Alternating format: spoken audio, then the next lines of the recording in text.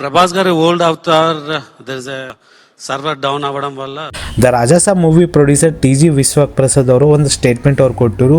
ಪ್ರಭಾಸ್ ಗರ್ ಅವ್ರದ್ದು old look ಏನಿತ್ತಲ್ಲ ಅದು technically error ಆಗಿತ್ತಂತ. ಅದು ನನಗೆ ಬಿಲ್ಕುಲ್ ಅರ್ಥ ಆಗಲಿಲ್ಲ. ಯಾಕಂದ್ರೆ 1 ವೀಕ್ ಬ್ಯಾಕೆ ಎಲ್ಲೋ ಸೆ ಥಿಯೇಟರ್ನಲ್ಲಿ ಪ್ರಿಂಟ್ಔಟ್ ನೀವು ಕಳಿಸಿರ್ಬೇಕಲ್ಲ, ಆವಾಗ ಔಟ್ಪುಟ್ ನೋಡ್ಕೊಂಡಿಲ್ಲ.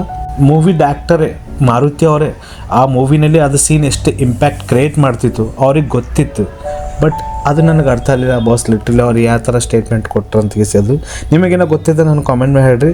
ಹಂಗೆ ಇವತ್ತು ಈವ್ನಿಂಗ್ ಕ್ಲಾಸೇ ಹೊಸ ಪ್ರಿಂಟ್ಔಟ್ ಆಗ್ತೀನಿ ಅಂದ್ರೆ ಈಗ ನಾ ಅಂತರಕ ಮೂವಿ ನೋಡ್ಲಕ್ಕೆ ಹೋಗ್ತೀನಿ, ಇನ್ನೊಂದು ಸಲ ನೋಡ್ಲಕ್ಕೆ ಹೋಗಲ್ಲ, ನನಗಂತರ್ಗೇನೋ ಗೊತ್ತಿಲ್ಲ. ಬಟ್ ನೀವಿಗಿನ ಹೊಸ ಪ್ರಿಂಟ್ಔಟ್ ನೋಡಿದ್ಮೇಲೆ ನಿಮ್ಮ ಅಭಿಪ್ರಾಯ ಅನ್ನೋದು ಕಾಮೆಂಟ್ ಮಾಡಿ. ಅದು ಸೀನ್ ಯಾವ ಥರ ಇಂಪ್ಯಾಕ್ಟ್ ಕ್ರಿಯೇಟ್ ಮಾಡೋದು ಈ ಮೂವಿಗೆ ಅಂತಕ್ಕದು.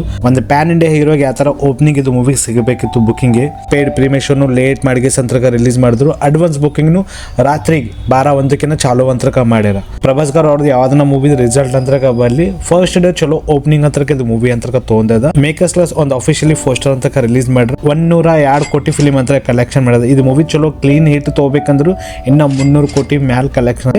ಒಂದು ಕ್ಲೀನ್ ಹಿಟ್ ತೊಗೊಂಡಾಗ ಇದು ಮೂವಿ ಅಂತರಕ ಆಗ್ತದ. ಅದು ಸೀನ್ ನೋಡಿದ ಮೇಲೂ ಯಾವ ಥರ ಇಂಪ್ಯಾಕ್ಟ್ ಕ್ರಿಯೇಟ್ ಆಗಿದೆ ಇದು ಮೂವಿಗೆ ಅಂತರಕ.